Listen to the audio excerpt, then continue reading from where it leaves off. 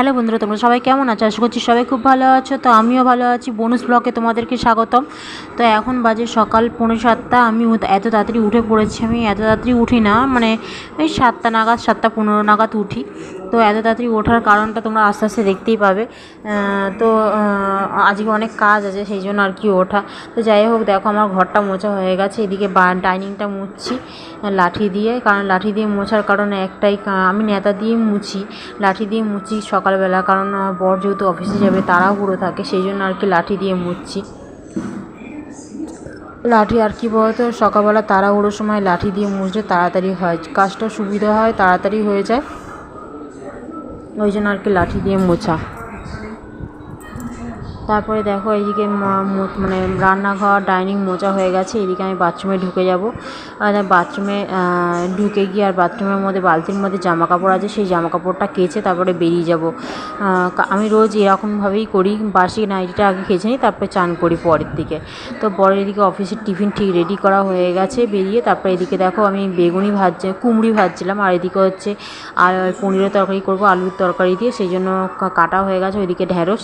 তারপরে বর অফিসে খেয়ে বেরিয়ে গেছে। তারপরেই দেখো আমার রান্না বান্না কমপ্লিট, গ্যাস মোছা হয়ে গেছে, বেসিন ধোয়া হয়ে গেছে, রান্নাঘর পুরো পরিষ্কার পরিচ্ছন্ন করা হয়ে গেছে। আর এরমভাবে পরিষ্কার পরিচ্ছন্ন করে রাখলে দেখতেও বেশ ভালো লাগে। দেখো পুরো টিপটপভাবে সাজানো হয়ে গেছে সব কিছু। আর এইদিকে গ্যাসের উপরে রাখা আছে পনিরের তরকারি, ওটা যেহেতু ভাতের একটু করবো না সেই জন্য। আর এদিকে যেমন জানলার ওপরে এই চা পাতা, তোমাদের আগের ভিডিওতেই আমি বলেছিলাম যে চা পাতা আমি গাছে দিই, তো এটা গাছে রাখা আছে, গাছে দেবো বলে শোকাচ্ছে। তো চিনি ছাড়া আমি চা পাতা দিই, কারণ চিনি সমেত দিলে গাছের আবার পিঁপড়েতে গাছগুলো নষ্ট করে দেবে, সেই জন্য চিনি ছাড়া চা পাতা। তো এইদিকে দেখো বিছানা পড়ে আছে, ওইদিকে জামাকাপড় মেলা বাকি আছে। তারপরে দেখো বিছানা তোলা হয়ে গেছে, জামাকাপড়গুলো মেলা হয়নি, সেটা মেলবো পরে। আর ওই ছেলে ঘুম থেকে উঠে গেছে, তাকে খেতে দিয়ে দিয়েছি।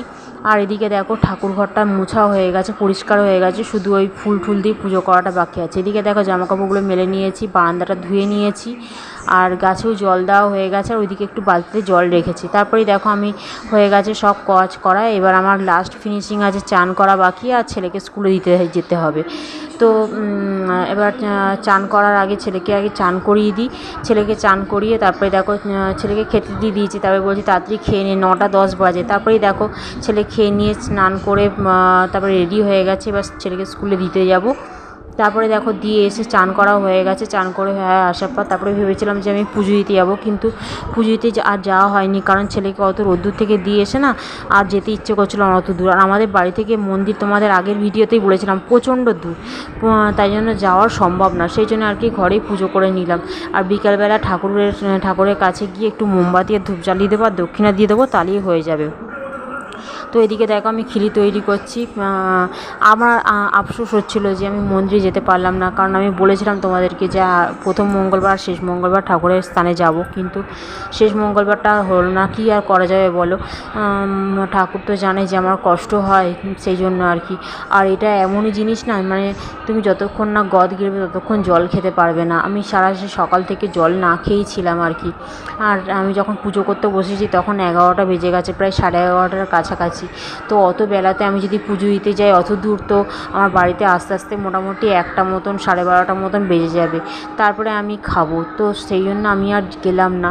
তো বাড়িতেই আমি এরমভাবে খিলি তৈরি করে, আর ওই 17টা জব নিয়েছি, 17টা তুলসী পাতা নিয়েছি, ওটাকে আমি ভরে দেবো। ভরে ঠাকুরের স্থানে যেরমভাবে আগের মঙ্গলবারগুলো করেছি সেরমভাবেই আর কি সিঁদুরের টিপ লাগিয়ে সব ঠাকুরকে, তো ওটা ঠাকুরের স্থানে রেখে দেবো। খুব আফসোস হচ্ছিলো জানো তো, যে ঠাকুরের কাছে যেতে পারলাম না বলে।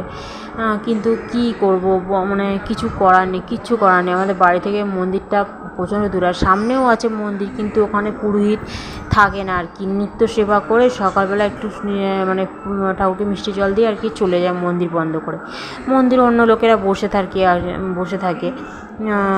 তো তারপরে দেখো আমার পানের মতন এই খিরিটা তৈরি করা হয়ে গেছে। এবার খিরিটাতে আমি সিঁদুর মাখিয়ে দেবো, সিঁদুরের টিপ পরাবো। পুরো ভালো ঠিকঠাক হয়েছে না, যেমনভাবে দোকানে বিক্রি হয় সেরমভাবে।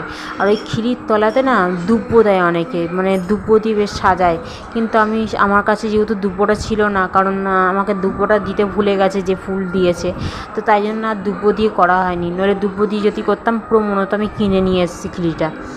কেউ মানে বানিয়েছে এটা কেউ বুঝতেই পারতো না। তারপরে দেখো সব ঠাকুরকে আমি একটু করে সিঁদুরের টিপ পরিয়ে নিলাম, পরিয়ে নিয়ে আমি নিজেও একটু সিঁদুরের টিপ পরে নেবো। এটা আমি মানে যখনই আমি ঠাকুরকে সিঁদুর পরাই তখনই আমি নিজেও একটু সিঁদুরের টিপ পরে নিই, কারণ বলে নাকি এটা ভালো ঠাকুরের সিঁদুরটা যদি তুমি পরো তো ভালো নাকি। তো যাই হোক, তারপরে দেখো ঠাকুরের কাছে নিবেদন করে দিয়েছি, আমার এদিকে হয়ে গেছে, আর এদিকে সব গোছানো গাছানো হয়ে গেছে।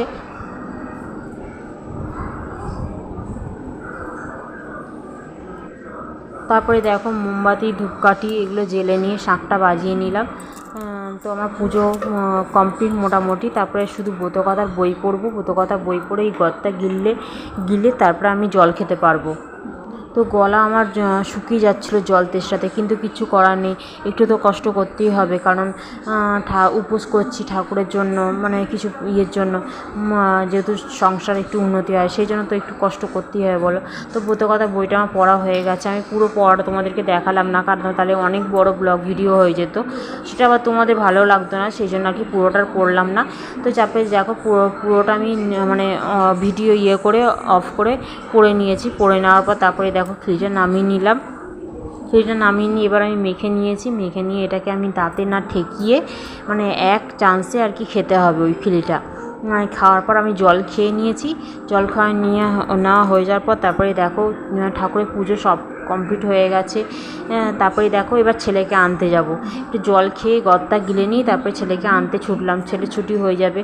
তো ছেলেকে এনে ঠেনে এসে তারপরে হাত মুখ ধুয়ে তারপরে দেখো খেতে বসে পড়েছি।